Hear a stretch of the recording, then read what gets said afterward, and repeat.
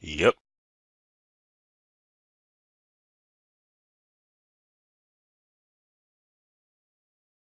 Okay, so this is 20XX, as used to be called. Echoes of Eridu.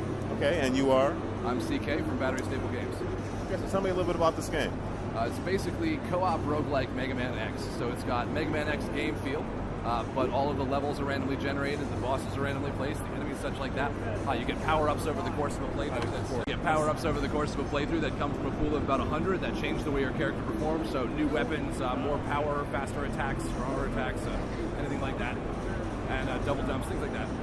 Okay, and this will have obviously local player, but online play as well?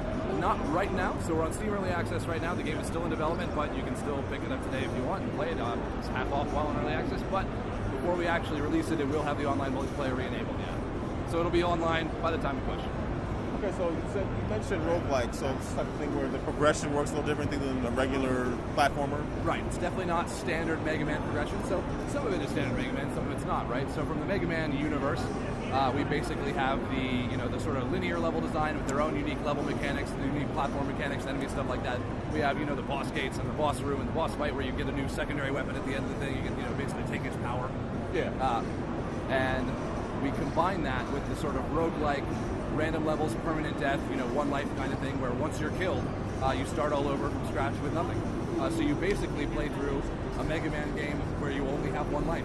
So you basically hate everyone. I hate everyone. Okay. I hate absolutely everyone. I'm glad you could admit it. We just like to watch the world burn. I would appreciate it if that were not taken entirely out of context. Of course not. Indie Dev says he hates everyone. I hate everyone. I hate everyone. BatteryStaple Games hates the world. Right. By their game. Honestly, that might be a bit of a story. I'd be fine with that. Now, I did see this back last summer, and I can see that the characters had a little bit of they look a little different. Yeah, got a bit of a facelift. We just took it, a little bit more of an expressive design is most of what we were going for there.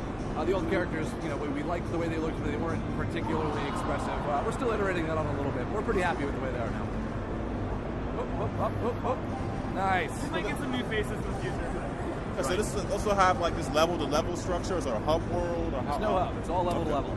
You start the game. If it's your first time playing, it'll spawn you in a little tutorial, and then after that, it's right off to the races. We're looking at a sort of Crypt of the Necrodancer-like hub where it's not somewhere you go in the middle of a playthrough, but like from there you'll launch a run, stuff like that.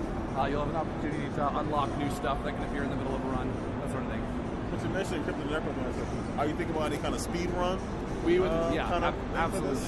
That's one of the sort of icing on the cake sort of features is the the leaderboard connectivity and like the daily hardcore challenge where you can try it once for the day and then see what you can do.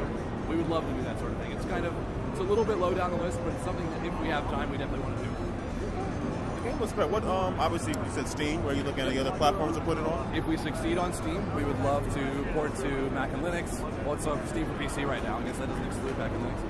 We'd love to port to Mac and Linux. We'd love to push to PSN, Xbox, Arcade.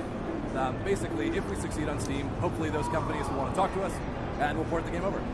Because it's you play it with a controller. It's really a console game at heart. It's just so much easier to launch on Steam than it is to say, hey, Microsoft, hey, Sony, I'm a game developer with an idea and no launch platform and no sales and no track record. Please put my game on your amazing system. Just trust me. Exactly. All the success is coming. I am nobody. I promise you I'm not like those other nobodies. Oh, God, please love me. So you guys in the Maryland area? Yeah. Okay. I'm Bethesda. He's Baltimore. Okay. Yeah, pretty local. The game was great. When I saw it back at Gamescape, I walked by and went, I don't know what this is, but it's the nostalgia in me is tingling. You're the guy for us. And I want to play it. Yes. No, it's important. I think the co-op part is just... It's huge. It's really big. That really is. It really is. Yeah. No, it's a big boss piece battle. Just the fact that the new styled Gorilla Twins. Oh, that guy's dead. Oh, that's messed up. 3 health is not very much health. No, it's not. That's a lot of homing fireballs. I like that both characters are kind of a mix of Mega Man and Zero, kind of all in one. Kind of, yeah. Well, thank you for your time. Of course. Thank you so much.